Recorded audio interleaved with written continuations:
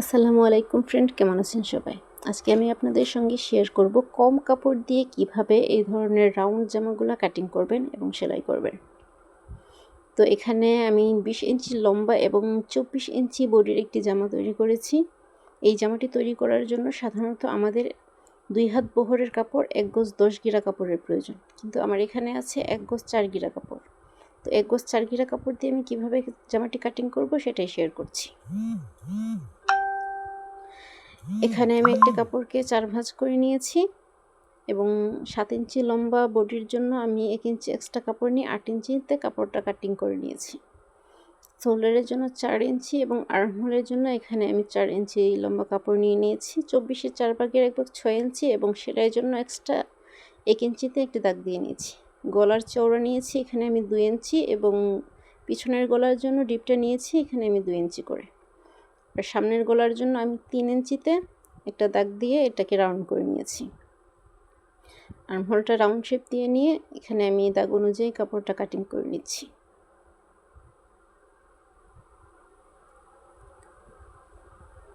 এখানে নিচটাকে আমি সমান করে কেটে নিচ্ছি। এখানে পিছনের পার্টটা আলাদা করে সামনের পার্টের গলাটা আমি কেটে নিচ্ছি।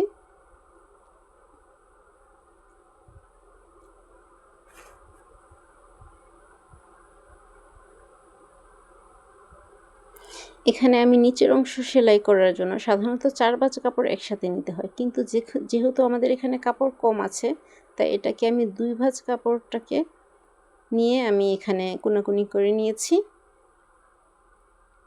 এখানে কোমরের মাপ 7 ইঞ্চি 4 ভাগের 1 ভাগ। এখানে আমি 6.5 ইঞ্চিতে দাগ দিয়ে এখানে আমি এটাকে রাউন্ড শেপ করে নিচ্ছি, তাহলে এখানে 7 ইঞ্চি হয়ে যাবে। এবং নিচের হাফ বডির লম্বার জন্য এখানে আমাদের 13 ইঞ্চি এবং সেলাইয়ের জন্য এক্সট্রা 1 ইঞ্চি নিয়ে আমি 14 ইঞ্চিতে একটা দাগ দিয়ে নিয়েছি এবং এটাকেও আমি রাউন্ড করে দাগটা টেনে নিচ্ছি। আপনারা দেখতেই পাচ্ছেন আমি কিভাবে এটা রাউন্ড করে নিয়েছি। তো সেমভাবে আমি দাগ অনুযায়ী কাপড়টা কেটে নিচ্ছি।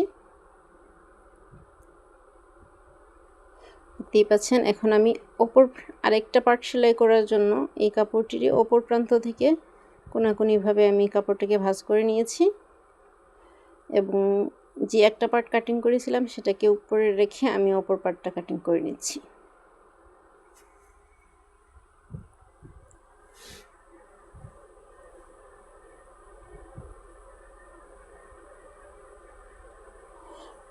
এখানে আমি দুটো মাথা একসাথে করে নিয়ে এখানে আমি সাইডের কাপড়টা থেকে কোমরের বেল্টের কাপড়টা আলাদা করে নিচ্ছি। এখানে যেহেতু কম কাপড় তাই হাতা তৈরির জন্য আমাদেরকে একটা একটা করে হাতা কাটতে হবে। এখানে আমি 3 ইঞ্চি লম্বা এবং 5 ইঞ্চি চওড়া করে এভাবে রাউন্ড শেপ দিয়ে কাপড়টা কেটে নিচ্ছি। এটা চাইনিজ হাতার জন্য।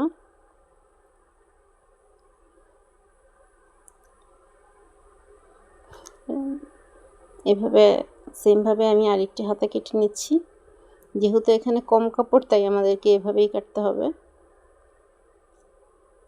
এখানে গলার পাইপিংয়ের জন্য আড়াআড়ি যে কাপড়টা ছিল সেটাকে সমান করে কেটে নিয়ে 1.5 ইঞ্চি চওড়া করে আমি কাপড়টা কেটে নিচ্ছি।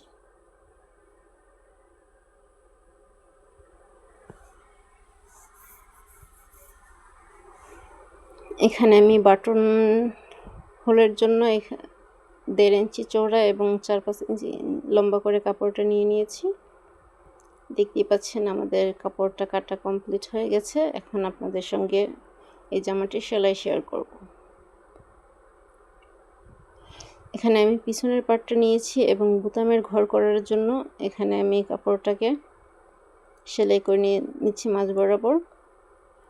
এখানে 2 সুতা পরিমাণ গ্যাপ রেখে সেলাইটা করে নিতে হবে।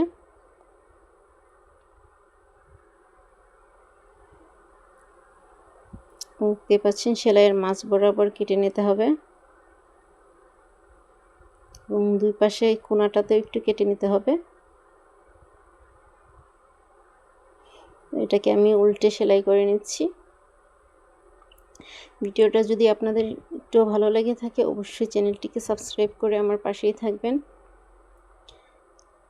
আর যদি কোথাও আপনাদের বুঝতে কোনো অসুবিধা হয় অবশ্যই কমেন্টস করে জানাবেন, আমি কমেন্টসে আপনাদের রিপ্লাই দেওয়ার চেষ্টা করব।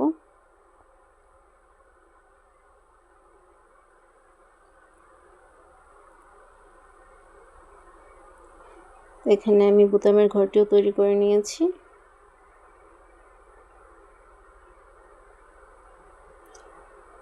আমি বাড়তি কাপড়টাকে কেটে নিচ্ছি। প্রথমে শোল্ডারটিকে সেলাই করে নিতে হবে। এখানে আমি 1/2 ইঞ্চি কাপড় রেখে শোল্ডারটি সেলাই করে নিচ্ছি।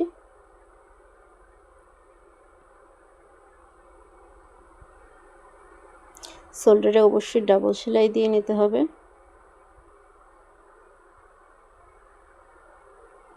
আমি গলাতে পাইপিং করে নিচ্ছি। পাইপিংয়ের কাপড়টাকে এখানে আমি 2 ভাঁজ করে সেলাই করে নিচ্ছি।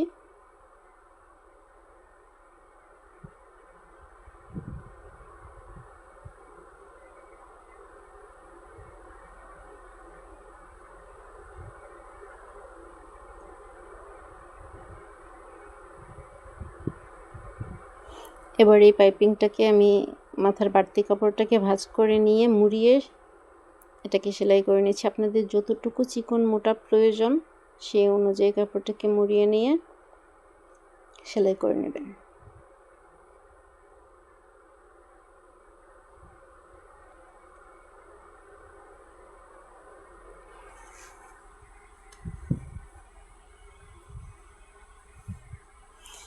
এখানে আমার বোতাম লাগানোর জন্য বোতামের ঘরের এই ফিতাটা দিয়ে নিচ্ছি এবং কাপড়ের নিচের অংশ কোমরে এভাবে সমান করে রেখে এটাতে সেলাই দিয়ে নিতে হবে।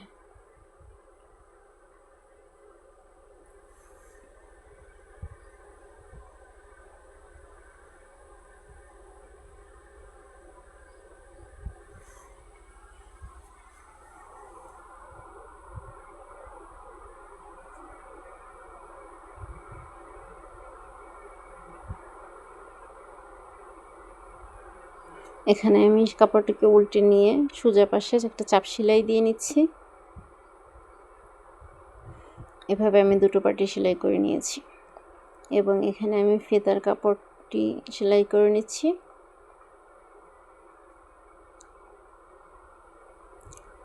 ফিতাগুলোকে আমি উল্টে নিয়েছি।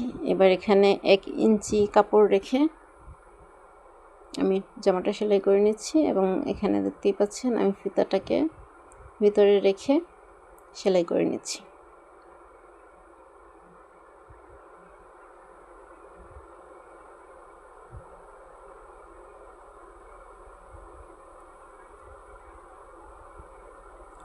সাইডগুলোতে অবশ্যই ডাবল সেলাই দিয়ে নেবেন।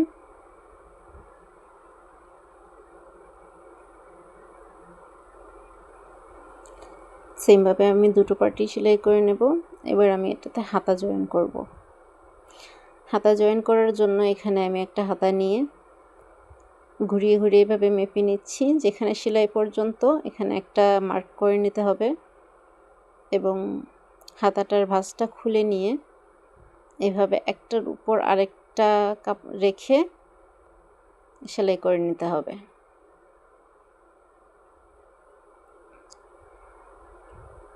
কাপড়টাকে এরকম ক্রসভাবে নিতে হবে। এবার আমি হাতাটা লাগিয়ে নিচ্ছি।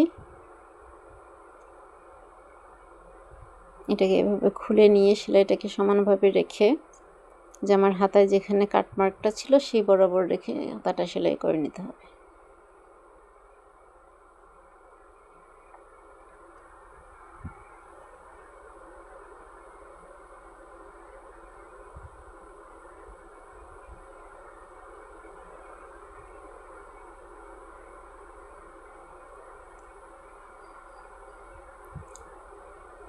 এখানে আর হাতা লাগানো হয়ে গেছে। এখন আমি এটা নিচের অংশটা সেলাই করব। এখানে প্রথমে আমি একটা সেলাই দিয়ে নিচ্ছি চিকন করে, যেহেতু এটা ছোট বাচ্চার জামা সেজন্য এটাতে আমি চিকন সেলাই ব্যবহার করছি। যদি আপনারা বড়দের জামা তৈরি করেন এটাকে অবশ্যই একটু চওড়া করে নেবেন, তো আপনারা আপনাদের পছন্দ মতো সেলাই দিয়ে নিতে পারেন। তো আমার জামাটি সেলাই করা কমপ্লিট হয়ে গেছে। এ পর্যন্ত থাকার জন্য অসংখ্য ধন্যবাদ। সবাই ভালো থাকবেন।